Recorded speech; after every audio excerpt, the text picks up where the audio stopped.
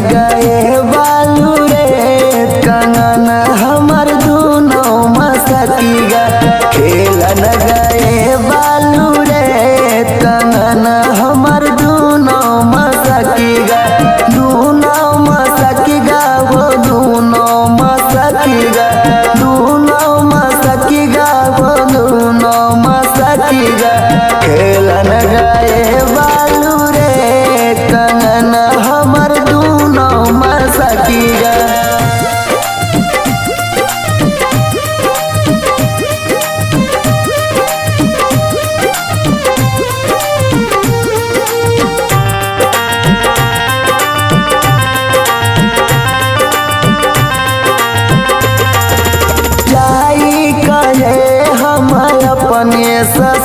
अपने ससुर से हो अपने ससुर से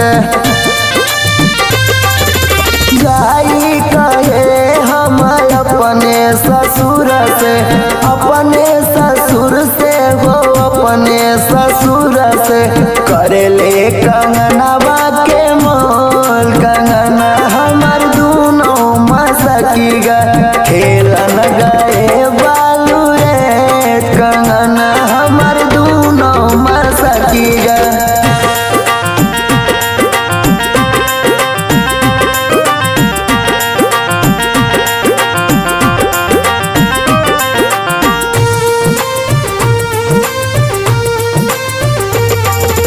जाई कहे हम अपने ननद से हो अपने ननद से जाई कहे हम अपने ननद से हो अपने ननद से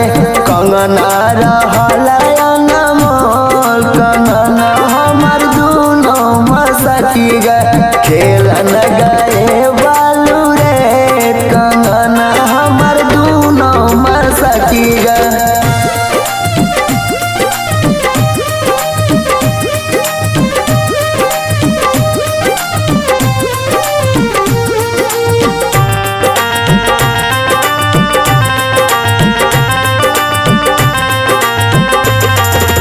जब सुनी पवल हो हमरो बलम जी हो हमरो बलम जी